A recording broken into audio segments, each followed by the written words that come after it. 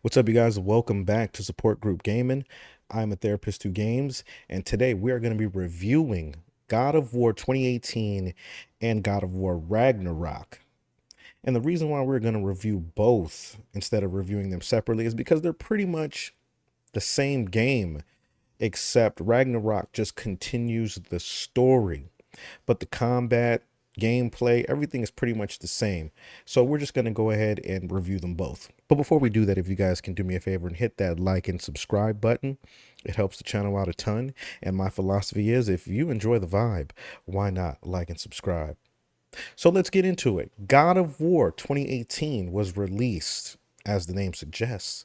In 2018, the God of War was a reboot to the franchise that many loved or many love. The game originally came out on PlayStation 2, followed by sequels. And when it was released for PlayStation 4 in 2018, fans went ballistic, especially at the E3 game show where the game was released and the trailer and everything came out. Fans went ballistic. And so with that, it really rejuvenated a fan base that had been craving um, the next chapter of Kratos.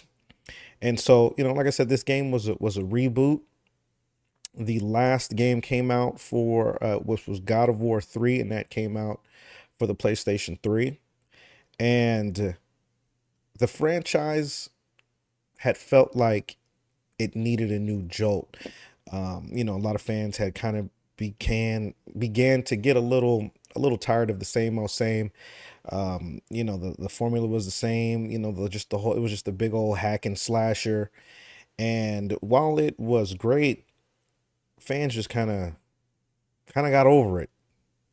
And so what Santa Monica Studio decided to do was completely change what Kratos was all about, giving him a family,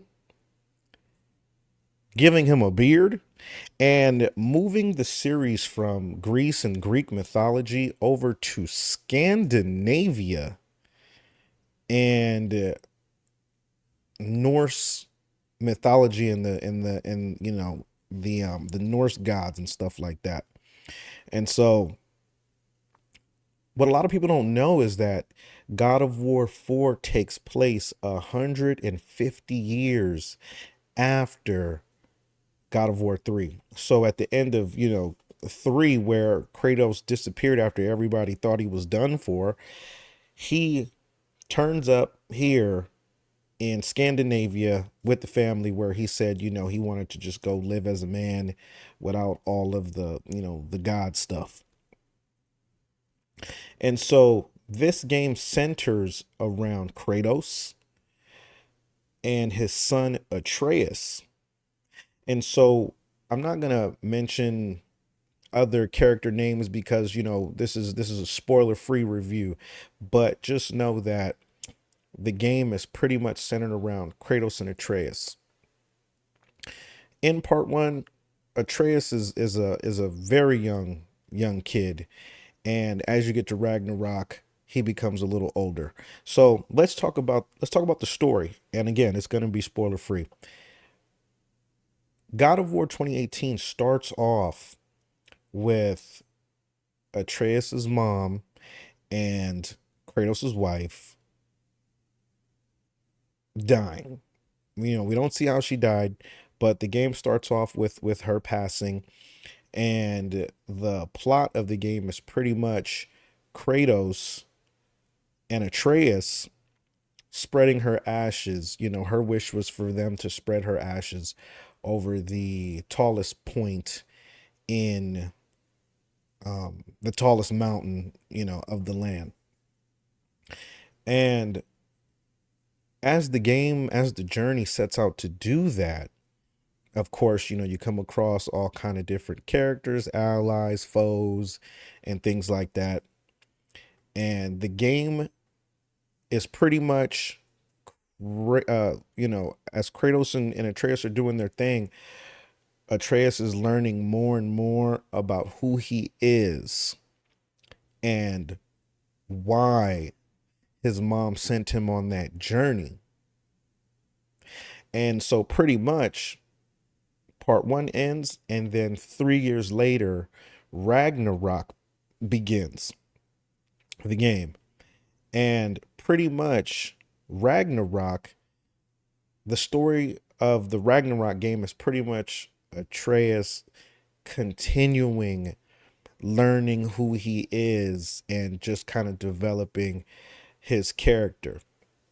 And so that's pretty much the premise of the game in a nutshell. The gameplay is very well done. Very well done. When you're playing as Kratos, it's an over the shoulder camera angle.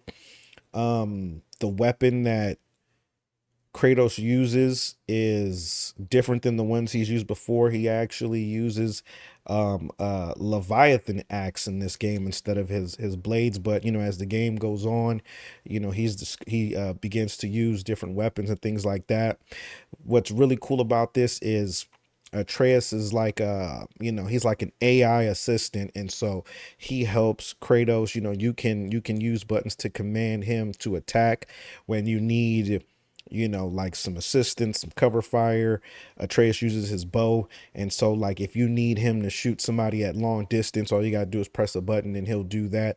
Or like if you're in the middle of a combo and you want some extra hits in, you can also press the button for Atreus to shoot his arrow. You also got special moves that come along with each weapon. You unlock different skills, and then this game actually has a really huge RPG component to it. You collect hack silver, and you use the hack silver to like upgrade weapons. You use experience points to unlock new skills, and it really incentivizes fighting and exploring, and things like that. There's also another special you can use called rage mode, that you just rage out and you just start going crazy, beating everybody up. And you can also use your shield to like parry attacks and things like that. And so when I think about this game, I really wish I would have played it sooner. I when it first came out, I didn't really play the game. I saw it came out, and this is because I didn't really play it when it came out back in the day. And so when 2018 came out, I was just like, oh, okay, God of War. Oh, they rebooted it. Okay. And then a couple years after, it was on PlayStation Network for free. I think it was like one of those games of the month where you can just download it for free. And so I got the game, but I didn't play it. And then Ragnarok came out, and I was like, you know what? They got a sequel. I want to play it. Let me go ahead and give, 2018 a try. I mean, it's on my PlayStation for free, so let me go ahead and give it a go. And man, did I wish I would have played it sooner. But I'm also glad I didn't, because when I sat down to play this game, I played the whole thing and I didn't rush through it. I explored, I did all of this stuff. And I was like, yo, that was crazy. That's dope. Like, there was just some really dope, great moments of the game. And then you finish it. And then I was able to jump right into Ragnarok. And so it was like having two games in one. Like, I literally got a chance to play all of part one, take my time and explore, have a great time with the game, and then jump directly into part two and keep that hype going. And it was just, to me, it was just, I much preferred that experience instead, because I was able to just really get lost in the land of Ragnarok. Well, it's not really a land of Ragnarok, but just in the game. And it was great. Great characters, great story writing. um the support characters, there was some comedy in there.